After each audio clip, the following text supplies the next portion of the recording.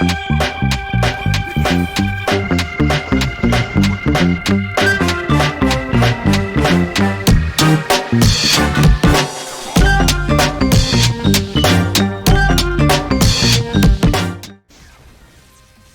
back for part 2 of how to complete the X challenge. Well, things are going to ramp up a little bit here, and that's mostly with 2-2. For now, we have 2-1, Storm Eagle and Storm Owl, which is our last warm-up before things start to get a little hairy.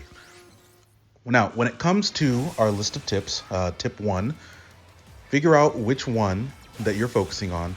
That's definitely going to be Storm Owl. And the reason that's going to be Storm Owl is because really, Storm Eagle is not designed to fight X that can dash and hover in the air.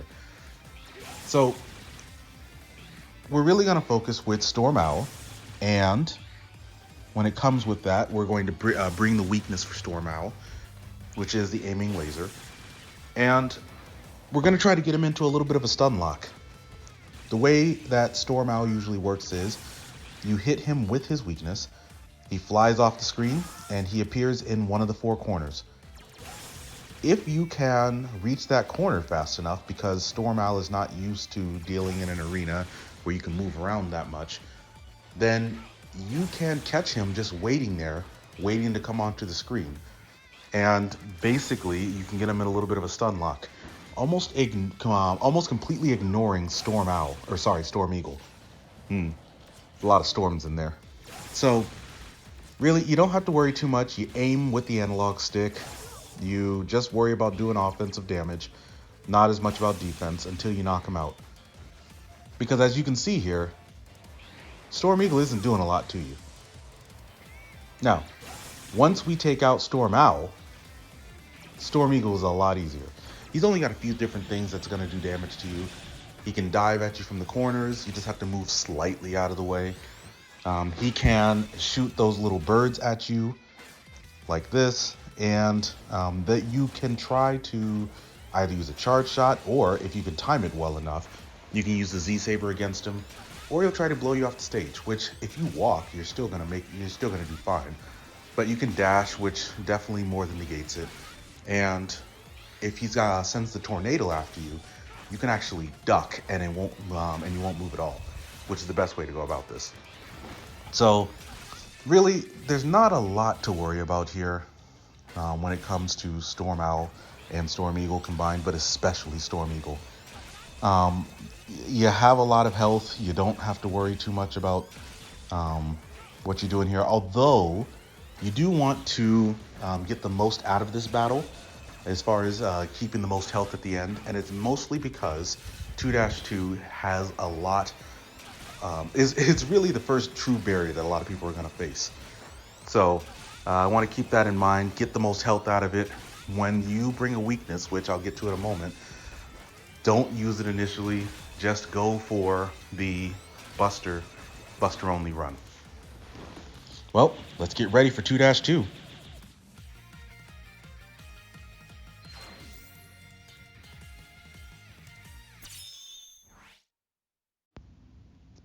Alright, so 2-2. This is the first section of this challenge that usually makes people want to quit. The difficulty ramps up a lot. We have Neon Tiger, who likes to take over the air and punish you for getting on the walls. And we have Spiral Pegasus, who I still like to call the Skiver from X5, who likes to make the ground a terrible place to stay. He makes you jump every 1.5 to 2 seconds because he's trying to ram into you. What we're going to do is you're going to take damage. There's just too much going on the screen to worry about going damageless. And you're going to jump over Spiral Pegasus every so often, and after that, you're going to just wail on Neon Tiger with his weakness as much as possible and as fast as possible. Don't worry about the charge shots, just use the regular weakness and get as many hits in as possible. The reason that we are more willing to take hits from Neon Tiger than the Skiver is because there's a lot of knockback that comes from taking hits from Skiver, and Neon Tiger doesn't seem to do as much damage. When you hit him with his weakness, he gets stuck in a little bit of a chain, he falls down and goes to the opposite wall and starts firing on you. So he's at least a little predictable. It takes some practice, but once you're used to dodging Skiver's dives, as well as seeing what Neon Tiger does when you hit him with his weakness, things do get easier. It's going to take some practice. Now, when you take out Neon Tiger and have the Skiver down to half health, he does a much more intense version of Storm Eagle's attack. His dive attack. He'll come from all different angles, keep moving, keep jumping. You're going to take some hits. You saw the knockback was pretty huge. Don't even try to hit him during those, because you'll just take more damage. When he chucks the tornadoes at you, stay underneath him. There is a safe spot there. When he chucks a tornado, that's your chance to jump up and hit him with a charge shot and alternate there.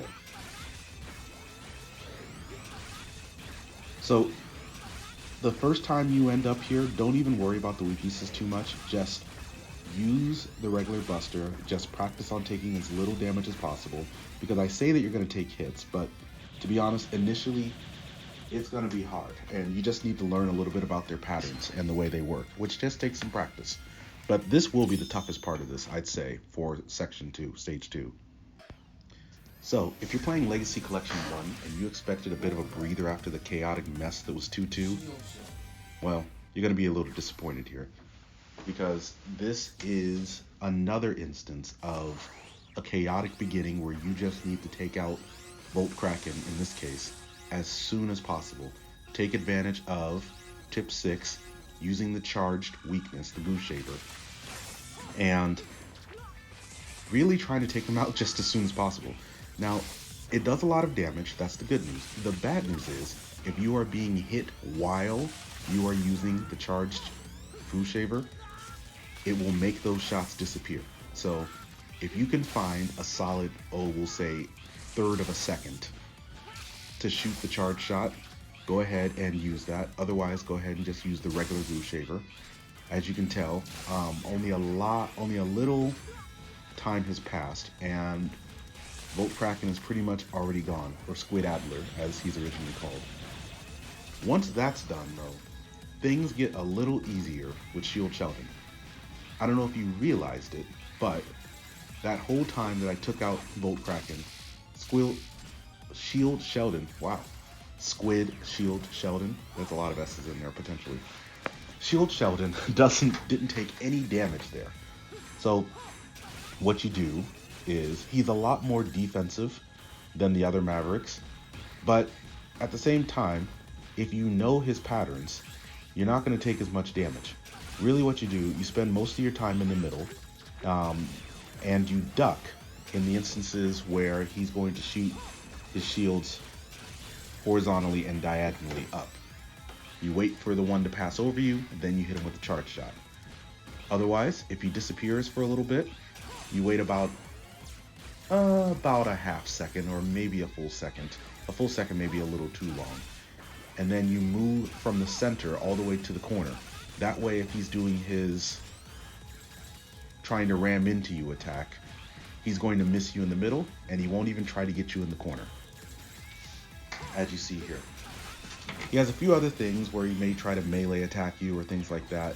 If you're staying in the middle, that's not going to do anything to him. Eventually, though, we will get to a stage 2 where he will develop a blue and orange shield around him and try to follow you around the room. You have two options there in that case. The first option you have is to go ahead and just have him chase you around the room in a large circle so that he doesn't reach you. It's fairly safe.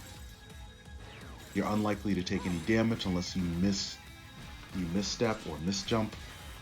Or if this is taking too long for you, you can do what I do and go to one edge of the room, hit him with a charge shot, still chase him around the room.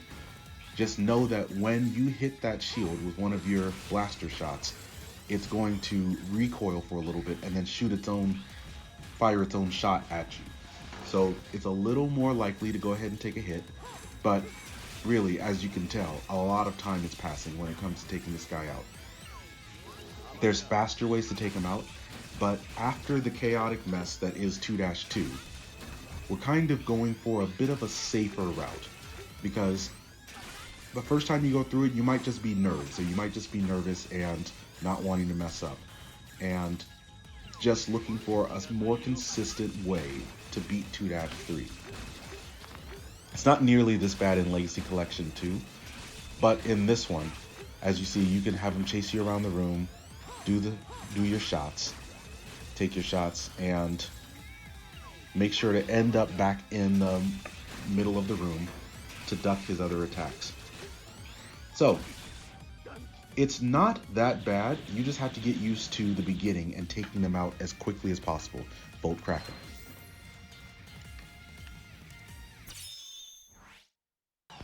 So, Legacy Collection 2 is not nearly as bad.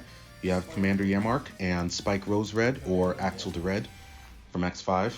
A lot of X5 going on here. But what we're going to take advantage of is tip 1, who are we attacking first? Axel de Red. There's just a lot going on there if you leave him alive too long. Tip 6, take advantage of the charged weakness, in this case the charged ground fire.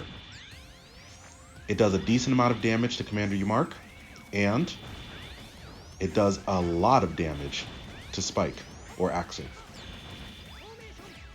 It also puts him in a little bit of a pattern where he gets hit and he jumps around. Eventually, when he gets to stage 2, he makes a second version of himself. Just keep track of where he is and who's jumping first, and you'll likely keep track of which one is the real one, because only one of them can take damage. I know this is a little bit of part of the pattern that we talked about earlier as far as doing as much damage as possible, but you're much less likely to take too many hits in this one. But once you take out Axel the Red, what your best friend becomes, or what your best friend is the charge shot. The charge shot's going to be able to block a lot of the commander's shots, and if he's at a level like this, you can use the charge shot as a shield and then hover in the air while charging and firing on him to go ahead and stay in a relatively safe space until he gets to phase 2, where he starts following you around a bit more. Now, once he follows you around, just take the charge shots, hit him with the charge shots. He may outpace you eventually. You may take damage. That's okay. He's going to go down fairly quick. If you had a decent amount of health left, you are not in danger of losing this one. So, that is stage 2. Things should get a little bit easier for stage 3, but join me for that and I will help you through it.